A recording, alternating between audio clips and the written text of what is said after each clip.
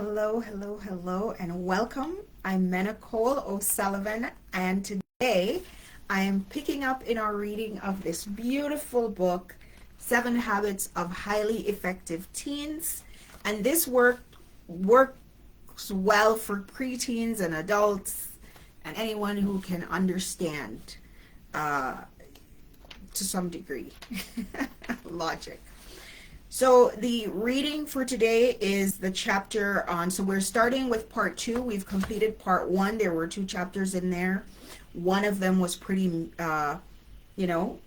big chapter, so I split it into 2. And the videos are here for you to go back and look at. This one today is on, we're beginning part 2, the private victory. And our chapter today is on the personal bank account.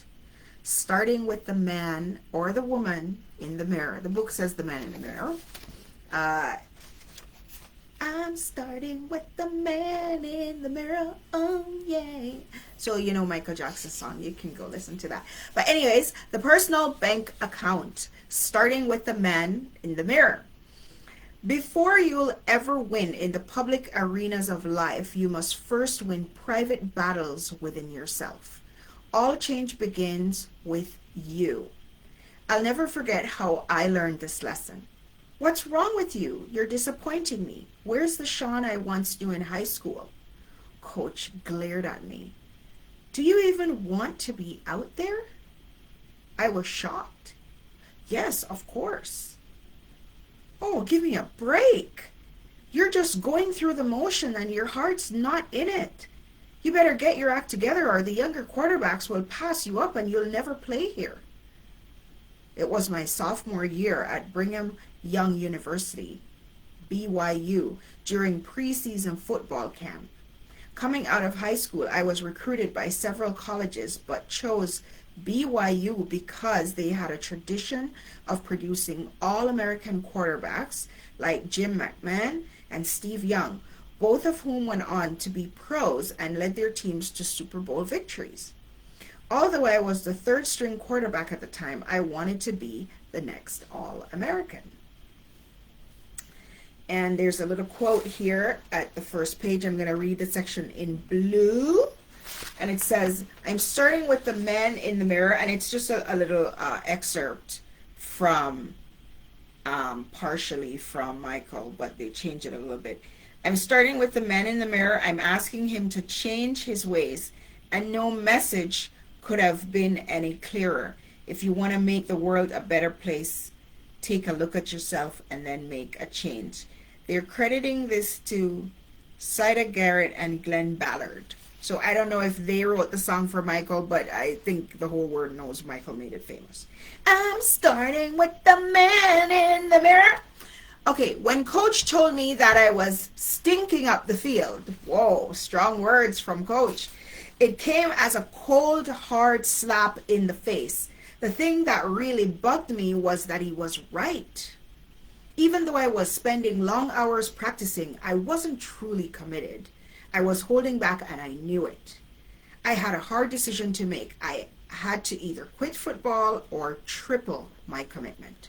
Over the next several weeks, I waged a war inside my head and came face to face with many fears and self-doubts. Did I have what it took to be the starting quarterback? Could I handle the pressure? Was I big enough? It soon became clear to me that I was scared of competing, scared of being in the limelight, scared of trying and perhaps failing. All these fears were holding me back from giving it my all. I read a great quote by Arnold Bennett that describes what I finally decided to do about my dilemma. He wrote, "The real tragedy is the tragedy of the man who never in his life braces himself for his one supreme effort.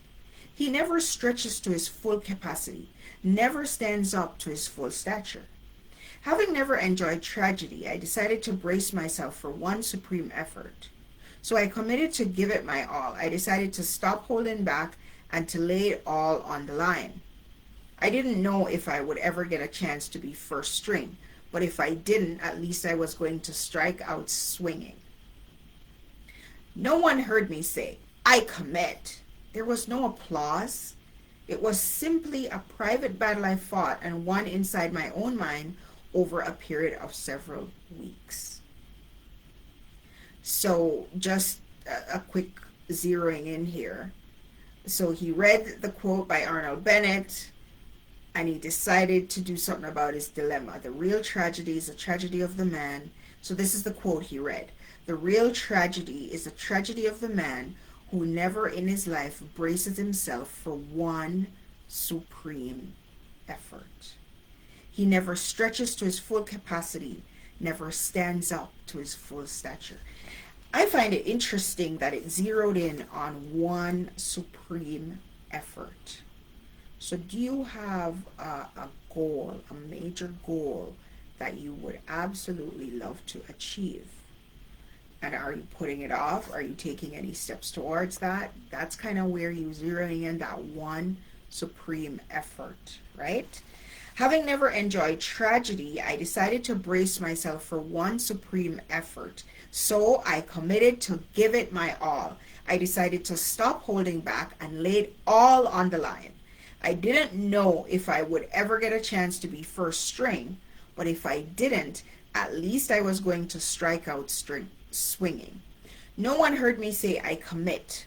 There was no applause. It was simply a private battle I fought and won inside my own mind. So the battle starts up here mentally over a period of several weeks.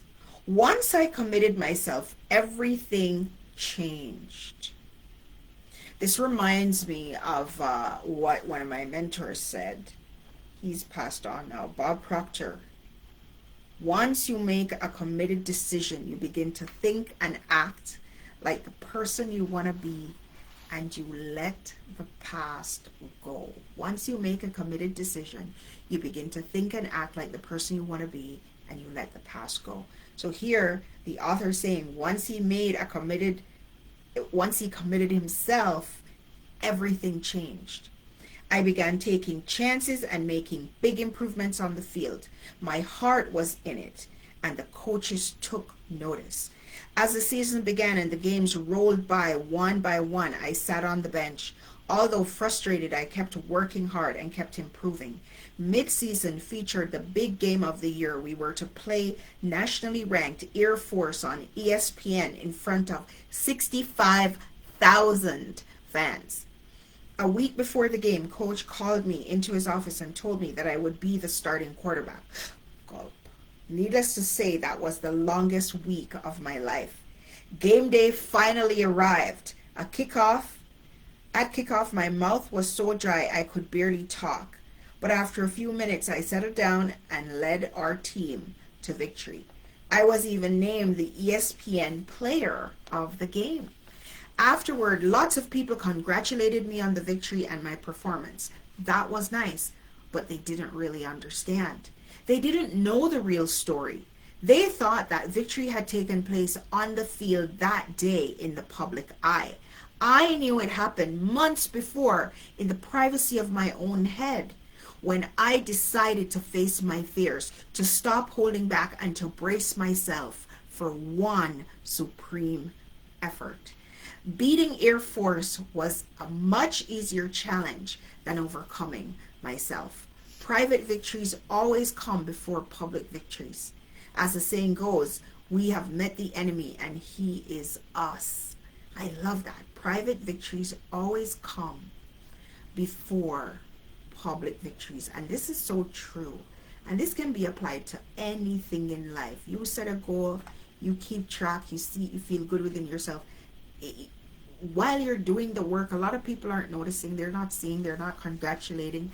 But when you come out, so, you emerge, and you can look back and it's after you put in the work a lot of the times that the world sees it, right?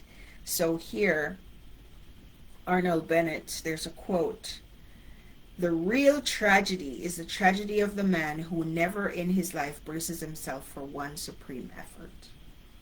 He never stretches to his full capacity, never stands up to his full stature." So that's that little quote there with Covey. Let me try and give it to you Not that one. This one here. Yeah. And that's the beauty of reading books, right? It raises your consciousness. So if you want to get a copy, this is the book. Inside Out. We crawl before we walk. We learn arithmetic before algebra. We must fix ourselves before we can fix others. If you want to make a change in your life, the place to begin is with yourself. Not with your parents or your boyfriend or your professor.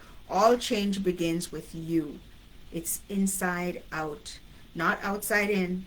I'm reminded of the writings of an Anglican bishop.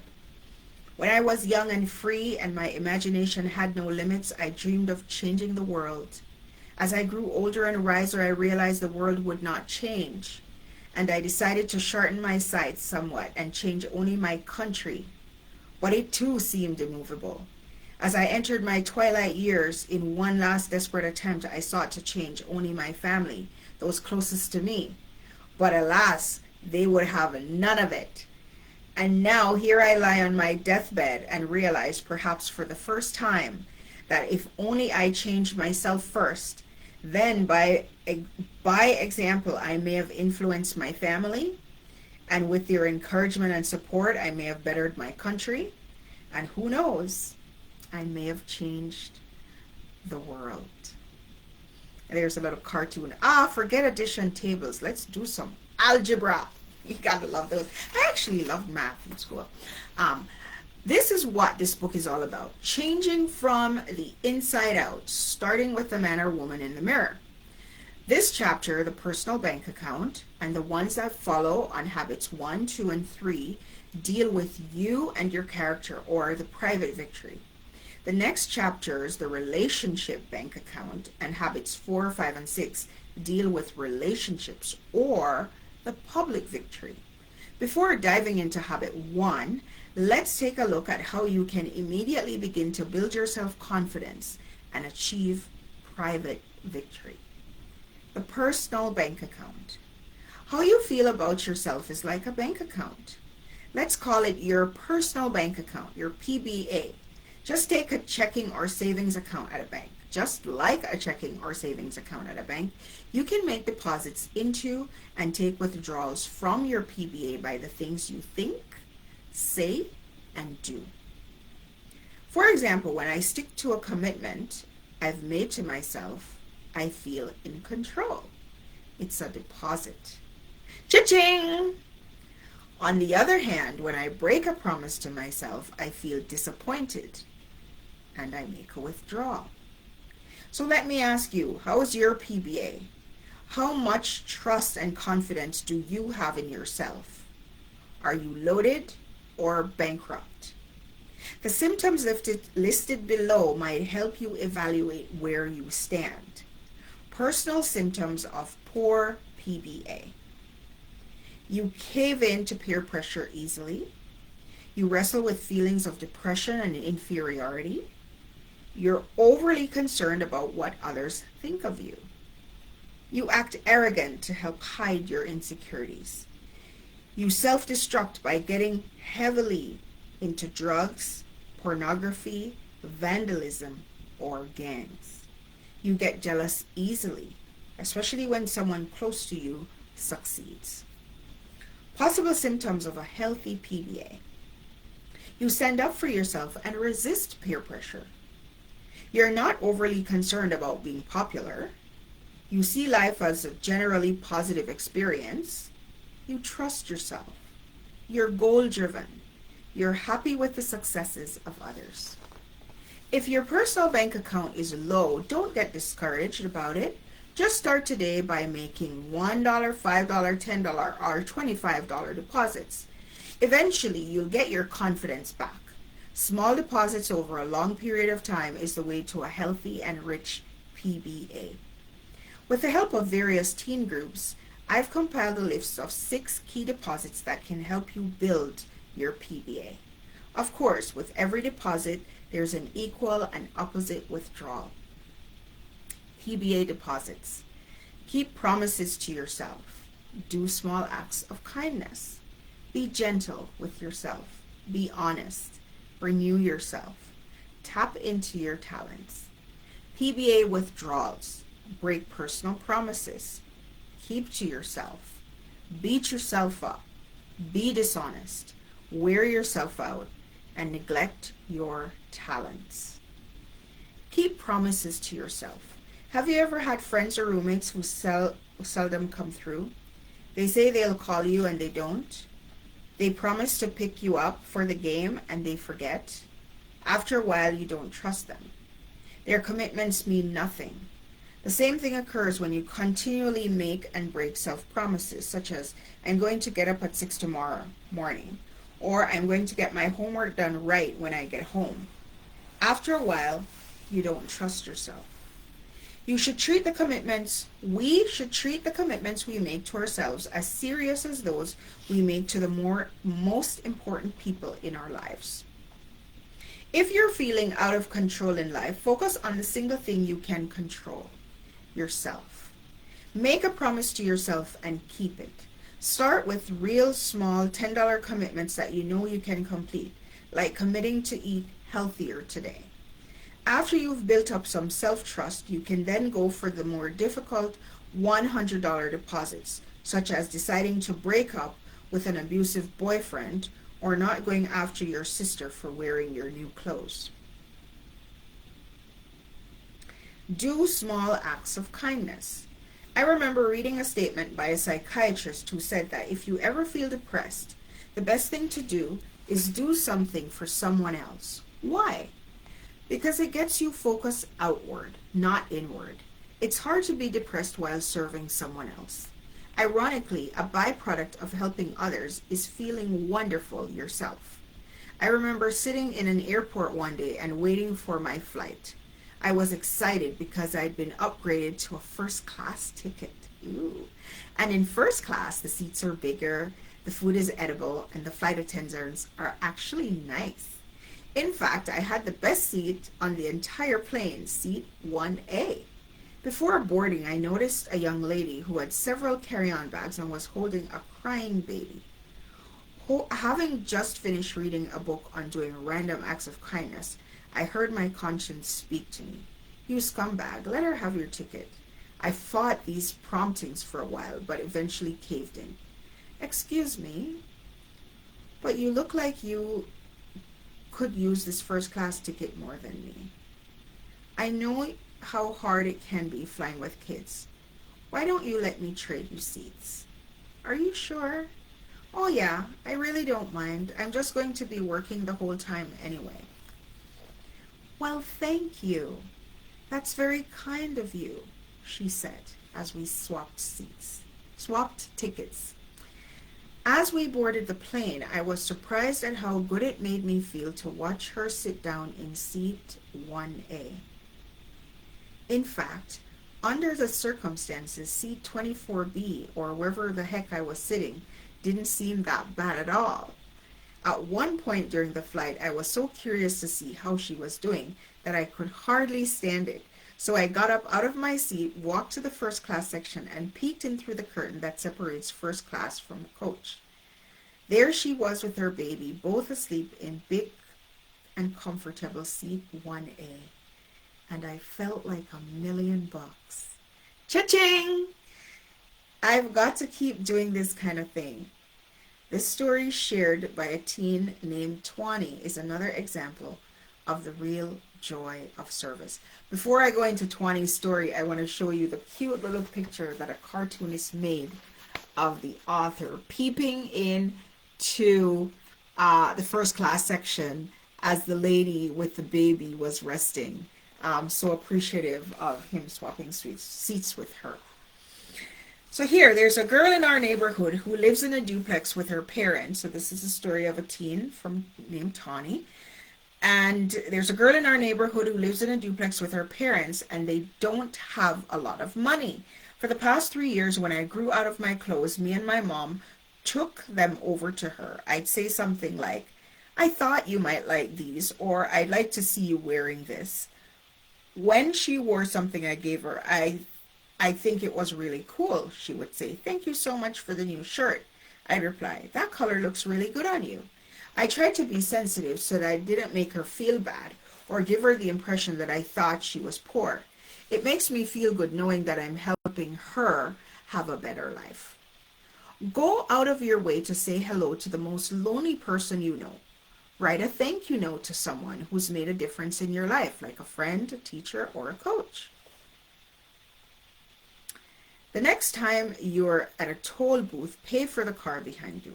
Giving gives life not only to others but also to yourself. I love these lines from the man Nobody Knows by Bruce Barton, which illustrate this point so well. I'm getting notes on my computer here to close something, so I'm going to close something. Okay. There are 2 seas in Palestine. Yeah, there are 2 seas in Palestine.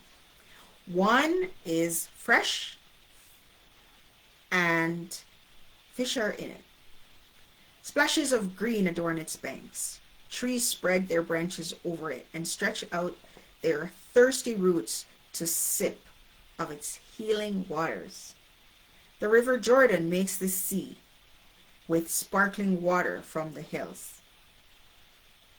So it laughs in the sunshine. And men build their houses near to it, and birds their nest, and every kind of life is happier because it is there. The river Jordan flows on south into another sea. Here, no splash of fish, no fluttering leaf, no song of birds, no children's laughter. Travelers choose another route unless on urgent business. The air hangs heavy above its water, and neither man nor beast nor fowl will drink. What makes this mighty difference in these neighbor seas? Not the river Jordan. It empties the same good water into both. Not the soil in which they lie, not in the country around it. This is the difference. The Sea of Galilee receives but does not keep the Jordan. For every drop that flows into it, another drop flows out. The giving and receiving goes in equal measure. The other sea is shrewder, hoarding its income jealously. It will not be tempted into any generous impulse. Every drop it gets, it keeps. The Sea of Galilee gives and gives. The other sea gives nothing. It is named the dead. There are 2 kinds of people in the world. There are 2 seas in Palestine. So the Dead Sea is the other one where there's no life form, no activity going on because it's just stagnant. Whereas you have the other one. There's a scripture in Acts 20 and 35. There's more joy in giving than in receiving. So, with the water flowing in and flowing back out and the life and all of that. But beautiful point. Be gentle with yourself. Be gentle means many things. Being gentle means many things. It means not expecting yourself to be perfect by tomorrow morning. If you're a late bloomer, and many of us are, be patient and give yourself time to grow. It means learning to laugh at the stupid things you do.